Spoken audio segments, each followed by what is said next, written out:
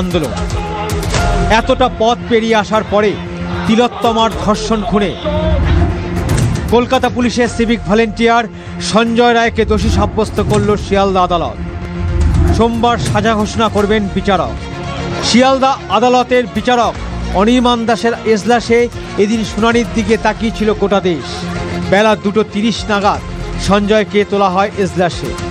বিচারক অনির্বাণ দাস বলেন, আপনার বিরুদ্ধে অভিযোগ ভোরের দিকে হাসপাতালে ঢুকে অন ডিউটি ডাক্তারকে আক্রমণ করেন, গলা এবং মুখ চেপে ধরেন, যৌন নির্যাতন চালান তার উপরে। তার জেরেই মৃত্যু হয় নির্যাতিতার।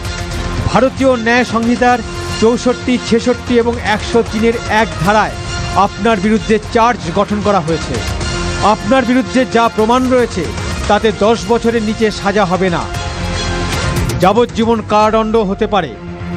বিএনএস-এর 64 ধারায় 25 বছর বা যাবজ্জীবন কারাদণ্ড হতে পারে। আপনি যেভাবে মেরেছেন তার জন্য সর্বোচ্চ শাস্তি মৃত্যুদণ্ড এবং সর্বনিম্ন 10 বছরের কারাদণ্ড। শিয়ালদা কোর্টের যিনি বিচারক তিনি যে আলোকপাত করেছেন এই বিচার ব্যবস্থার উপরে আমাদের যে বিশ্বাস সেটাকে উনি রেখেছেন এবং যাতে দ্বিতীয় সিঁড়িতে আমরা উঠতে পারি বিচার ব্যবস্থার, সেই ব্যবস্থা উনি আশা করি সোমবার দিন সেই জাজমেন্টের মধ্যে রাখবেন। প্রকৃত অপরাধীরা এখনো সামনে আসেনি। ভাই যখন ধরা পড়েছিল তখন কি মনে হয়েছিল যে এইরকম শাস্তি ঘোষণা হতে পারে বা ভাই দোষী বা এরকম মনে হয়েছে? তখন মনে হয়নি, কিন্তু এখন প্রমাণগুলো তো পাওয়া যাচ্ছে, কি বলবো, কিছু বলার নেই। আইন যা দেবে বলবে তাই মেনে নেব। তিলোত্তমার ধর্ষণ খুনের ঘটনায় সঞ্জয় রায়কে দোষী সাব্যস্ত করার ক্ষেত্রে যে 3টি ধারার কথা বিচারক উল্লেখ করেছেন তার মধ্যে ভারতীয় ন্যায় সংহিতার 64 নম্বর ধারায় ধর্ষণ, 66 নম্বর ধারায় ধর্ষণ করতে গিয়ে খুন এবং 103-এর 1 নম্বর ধারায় খুনের ধারা দেওয়া হয়েছে। এদিন আদালতে সঞ্জয় রায় দাবি করেন তাকে ফাঁসানো হয়েছে। সঞ্জয় যুক্তি দেয় তার গলায় রুদ্রাক্ষের মালা ছিল, ধস্তাধস্তি হলে তো সেটা ছিঁড়ে যাওয়ার কথা, কিন্তু সেটা পাওয়া গেল না কেন? সঞ্জয় বলতে থাকে, আমি গরিব, এই কাজ করিনি, যারা করেছে তাদের ধরুন। মিডিয়াও এই কথা বলছে, সবাই বলছে, একজন আইপিএসও বলেছেন, তাহলে আমাকে ধরছেন কেন? বিচারক জানিয়ে দেন, আমার যা মনে হয়েছে দোষী আপনি, তাও সোমবার বেলা 12:30টায় আপনার কথা শুনব, তারপর রায় দেব। এদিন শিয়ালদা আদালত চত্বর ছিল ভিড়ে ঠাসা। ত্রিস্তরীয় ব্যারিকেড করে সুরক্ষার বন্দোবস্ত করেছিল পুলিশ।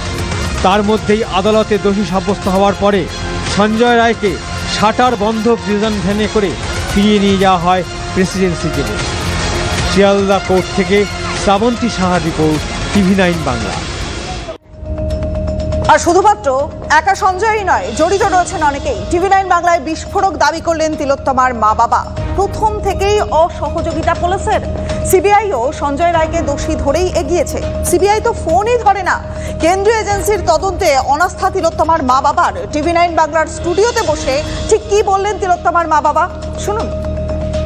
শিয়ালদা কোর্টের যিনি বিচারক তিনি যে আলোকপাত করেছেন এই বিচার ব্যবস্থার উপরে আমাদের যে বিশ্বাস সেটাকে উনি রেখেছেন এবং যাতে দ্বিতীয় সিঁড়িতে আমরা উঠতে পারি বিচার ব্যবস্থার, সেই ব্যবস্থা উনি আশা করি সোমবার দিন সেই জাজমেন্টের মধ্যে রাখবেন। প্রকৃত অপরাধীরা এখনো সামনে আসেনি। ডিএনএ টেস্ট যেটুকু দেখবেন আপনার ভাইরাল হয়েছে এবং আপনাদের চ্যানেলের মাধ্যমে আমরা জানতে পেরেছি, সিবিআই আমাদের কোনোদিন বলেনি। ডিএনএ টেস্টে ডিএনএর যে রিপোর্ট তাতে দেখা যাচ্ছে অন্যের উপস্থিতি পরিষ্কার বোঝা যাচ্ছে। যারা প্যাথোলজির ছাত্র এবং ডিএনএ বিশেষজ্ঞ আমাদের সঙ্গে কথা বলেছেন, সেখানে অন্যের উপস্থিতি একদম পরিষ্কার আছে। আমাদের তো প্রথম দিন থেকেই ধারণা যে একা সঞ্জয়ের পক্ষে ঘটনা সম্ভব নয়, অনেক লোক আছে জড়িত এবং চেস্ট মেডিসিন ডিপার্টমেন্টের লোক এই আমার মেয়ের এই খুন ধর্ষণের সঙ্গে জড়িত আছে। সিবিআই তাদের বলছে লাইট ডিটেক্টর টেস্ট করেছি, ভয়েস স্যাম্পেল করেছি, কিন্তু ডিএনএ রিপোর্ট যে কী করেছে সেটা কিন্তু সিবিআই আমাদের কখনো বলেনি। সিবিআই আজ পর্যন্ত আমাদের কাছে কোনো কিছু তদন্তের গতি প্রকৃতি সম্বন্ধে কোনোরকমভাবে মুখ খোলেনি। যখনই আমরা আমাদের বাড়িতে আসলে জিজ্ঞেস করতাম তখনই বলতো তদন্ত আগে বাড়ছে। কি আগে বাড়িয়েছে সে তার প্রতিফলন আজ পর্যন্ত আমরা দেখতে পাইনি। প্রকৃত অপরাধীরা এখনো সামনে আসেনি। ডিএনএ টেস্ট যেটুকু দেখবেন আপনার ভাইরাল হয়েছে, সিবিআই আমাদের কোনোদিন বলেনি। ডিএনএ টেস্টে ডিএনএ যে রিপোর্ট তাতে দেখা যাচ্ছে অন্যের উপস্থিতি পরিষ্কার বোঝা যাচ্ছে। যারা প্যাথোলজির ছাত্র এবং ডিএনএ বিশেষজ্ঞ আমাদের সঙ্গে কথা বলেছেন, সেখানে অন্যের উপস্থিতি একদম পরিষ্কার আছে। সিবিআই কোনো কিছুতেই স্বীকার করতে চাইছে না, একমাত্র সঞ্জয়ই দোষী এটা প্রমাণ করার চেষ্টা করছে প্রথম থেকে। আমাদের তো প্রথম দিন থেকেই ধারণা যে একা সঞ্জয়ের পক্ষে ঘটনা সম্ভব নয়, অনেক লোক আছে জড়িত এবং চেস্ট মেডিসিন ডিপার্টমেন্টের লোক এই আমার মেয়ের এই খুন ধর্ষণের সঙ্গে জড়িত আছে। সিবিআই তাদের বলছে লাইট ডিটেক্টর টেস্ট করেছি, ভয়েস স্যাম্পল করেছি, কিন্তু ডিএনএ রিপোর্ট যে কী করেছে সেটা কিন্তু সিবিআই আমাদের কখনো বলেনি। সিবিআই আজ পর্যন্ত আমাদের কাছে কোনো কিছু তদন্তের গতি প্রকৃতি সম্বন্ধে কোনোরকমভাবে মুখ খোলেনি। যখনই আমরা আমাদের বাড়িতে আসলে জিজ্ঞেস করতাম তখনই বলতো তদন্ত আগে বাড়ছে। কি আগে বাড়িয়েছে সে তার প্রতিফলন আজ পর্যন্ত আমরা দেখতে পাইনি। এই জন্যই আমরা সিবিআইয়ের উপরে বিশ্বাস হারিয়েছি। শিয়ালদা কোর্টের যিনি বিচারক তিনি যে আলোকপাত করেছেন এই বিচার ব্যবস্থার উপরে আমাদের যে বিশ্বাস সেটাকে উনি রেখেছেন এবং যাতে দ্বিতীয় সিঁড়িতে আমরা উঠতে পারি বিচার ব্যবস্থার, সেই ব্যবস্থা উনি আশা করি সোমবার দিন সেই জাজমেন্টের মধ্যে রাখবেন। আমার মেয়েকে ওই গোল্ড মেডেল পেতে দেবে না এই ধরনের মানসিকতার লোকজনও ছিল।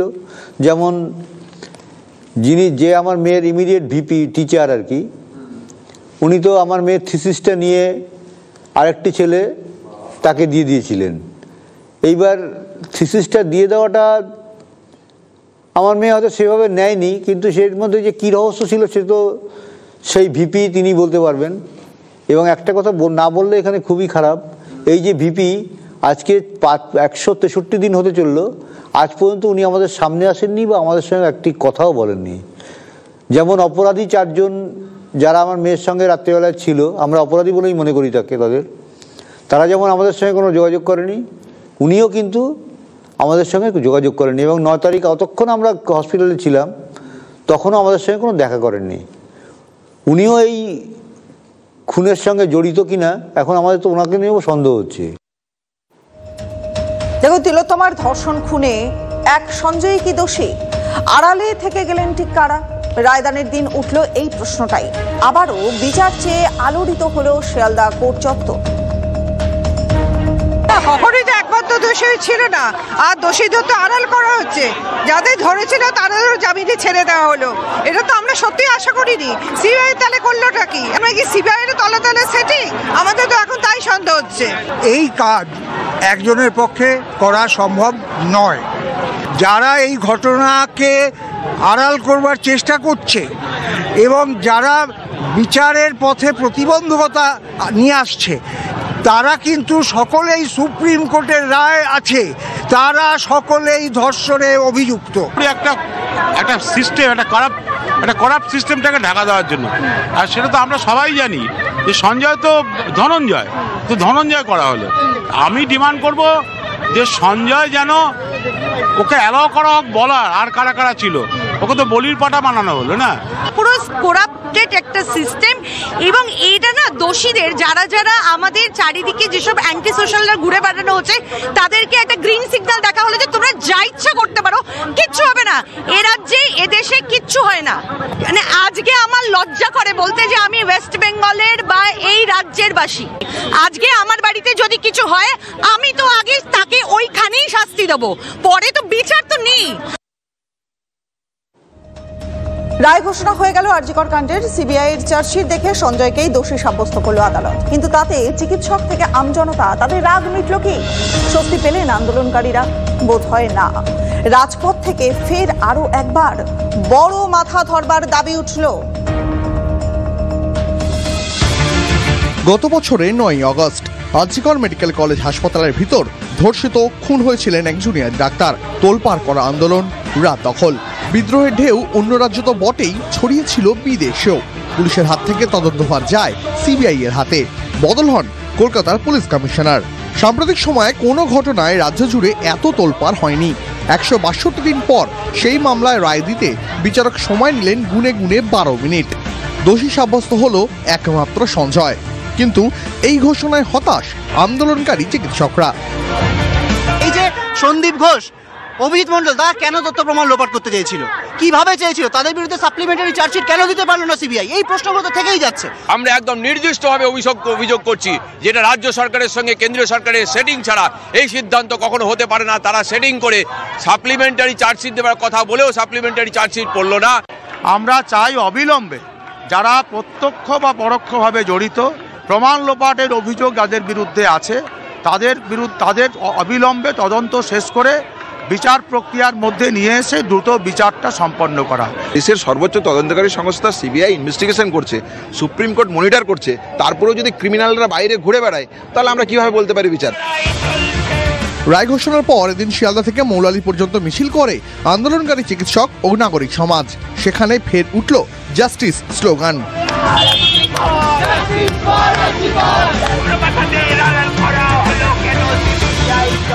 ক্ষোভ মিটছে না আমজনতারও, তাদের মুখেও এলো বড় মাথার কথা। যে বড় বড় মাথাগুলো তারা কোথায় গিয়েছে, সেই তাদেরকে আগে আসতে করুন। অত ভয় কিসের? আমাদের তো ভয় নেই, আমাদের ভয় নেই। সঞ্জয়কে পাঠার বলি বানানো হচ্ছে কেন? 90 দিন পার হয়ে গেছে, এখনো সিবিআই আসলদের ধরতে পারেনি। বড় মাথাকে ধরুক। আমরা লোকের বাড়ি কাজ করে বাচ্চা মানুষ করছি, আমরা ঘুষের পয়সা খাচ্ছি না। ঠ্যাঙের উপরে ঠ্যাং তুলে বড় মাথা বুঝতে পারছেন না, এবার বুঝে নেন। আরজিকর আন্দোলনের প্রথম থেকেই রাজপথে ছিলেন অভিনেতাদের একাংশ। তিলোত্তমা মামলায় এই রায় কি প্রত্যাশা করেছিলেন তারা?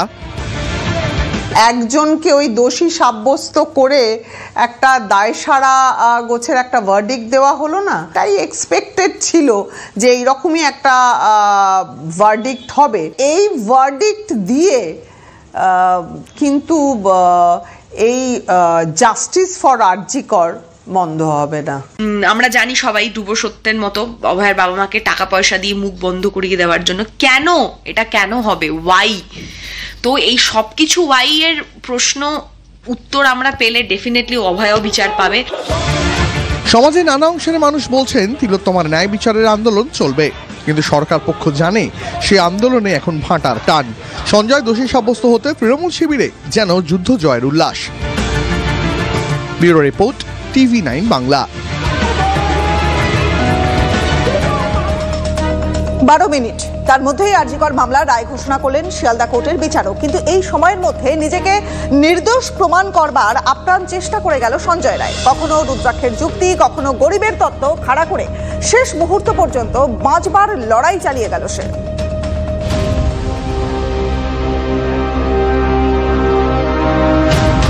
তার বিরুদ্ধে বড় শাস্তির খাড়া নেমে আসছে, এটা বুঝতে খুব একটা বেগ পেতে হয়নি তিলোত্তমা ধর্ষণ খুন কাণ্ডে দোষী সাব্যস্ত সঞ্জয় রায়কে। তবু নিজেকে বাঁচাতে শেষ অস্ত্র প্রয়োগ করতে ছাড়েনি সে। শনিবার রায় ঘোষণার সময় বিচারকের উদ্দেশ্যে চেঁচিয়ে চেঁচিয়ে সঞ্জয় বলে তাকে ফাঁসানো হচ্ছে। তার গলায় রুদ্রাক্ষের মালা ছিল, সেটা ধস্তাধস্তিতে ছিঁড়তে পারে, সেটা পাওয়া গেল না কেন? এর আগে সঞ্জয় দাবি করেছিল সেমিনার হল থেকে বাজেয়াপ্ত হওয়া ব্লুটুথ হেডফোনটিও তার নয়, কিন্তু কখনো রুদ্রাক্ষের প্রসঙ্গ তোলেনি। অন্তিম পর্বে তার এই যুক্তি নিয়ে সিবিআই এর কি প্রতিক্রিয়া? সঞ্জয় বলেছেন আমি যদি ঘৃণ্য কাজ করতাম আমার রুদ্রাক্ষ ছিঁড়ে যেত। এটা তো তার প্লি, সে কথা সে আগেও বলেছে। এটা নিয়ে সবটাই তো কোর্টের সব এভিডেন্সের উপর নির্ভর করে।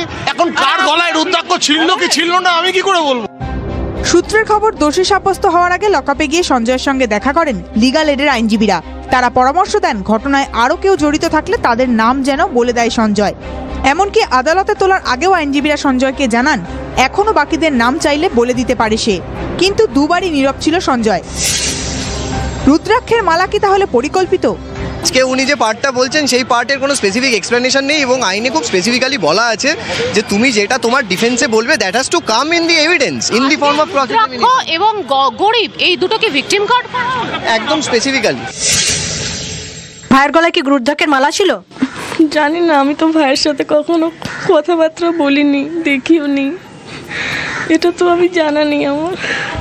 শুধু রুদ্রাক্ষ নয়, নিজেকে বাঁচাতে আরও কিছুকে ঢাল হিসেবে ব্যবহার করে সে। আদালতে সঞ্জয় বলে সে গরিব, সে এই কাজ করেনি, যারা করেছে তাদেরকে ধরা হোক। মিডিয়াও বলেছে, সবাই বলছে, একজন আইপিএসও বলেছেন, তাহলে কেন তাকে ধরা হচ্ছে? সোমবার শাস্তি ঘোষণার দিন ফের সঞ্জয়ের কথা শুনবেন বলে জানিয়েছেন শিয়ালদা আদালতের বিচারক। তবে সঞ্জয়ের আত্মপক্ষ সমর্থন এই প্রথম নয়। 8ই অক্টোবর শুনানিতে নিজেকে নির্দোষ বলে দাবি করে আদালতে সে জানায় সে কিছুই করেনি, ঘটনার বিষয়ে সে কিছুই জানে না। 4 নভেম্বর তিলোত্তমা ধর্ষণ খুনের চার্জ গঠন হয়। সেদিনও আদালতে যাওয়ার পথে বিস্ফোরণ ঘটায় সঞ্জয়। আমি কিন্তু রেপ এন্ড মার্ডার করিনি, আমি বললাম, আমাকে সেখানেও তো বলতে দেয়নি, সরকারি আমাকে পাঠাচ্ছে। আমি এতদিন চুপ ছিলাম, আমাকে সব জায়গায় ভয় দেখাচ্ছে যে না তুমি কিছু বলবে না, তুমি কিছু বলবে না। আমারই ডিপার্টমেন্ট আমাকে ভয় দেখিয়ে আমাকে এ করেছে। কে বা কারা তাকে ফাঁসিয়েছে তার নাম জানাতে কার্পণ্য করেনি সঞ্জয় রায়। সঞ্জয়ের বিস্ফোরণ। আমাকে কোনো কথা বলতে দিচ্ছে না, আমাকে বাঁচিয়েছে, আমাকে হুমকি দিয়েছে। এতে বড় বড় অফিসার, আমি নাম বলে দিচ্ছি, ওনারা নিজেরা সাজিদ করে আমাকে ফাঁসিয়েছে। অন্তিম পর্বে রুদ্রাক্ষের কথা টেনে সঞ্জয় আবারও দাবি করে বসলো সে এই কাজ করেনি।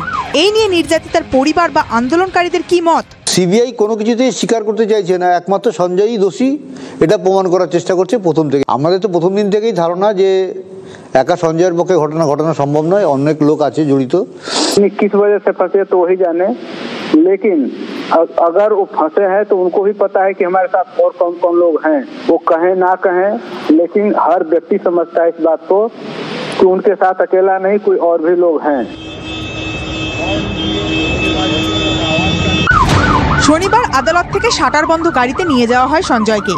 তাকে শাস্তি পেতেই হবে, কিন্তু শেষ বেলায় মুখ খুলে কারো বিড়ম্বনা বাড়াতে পারত সে?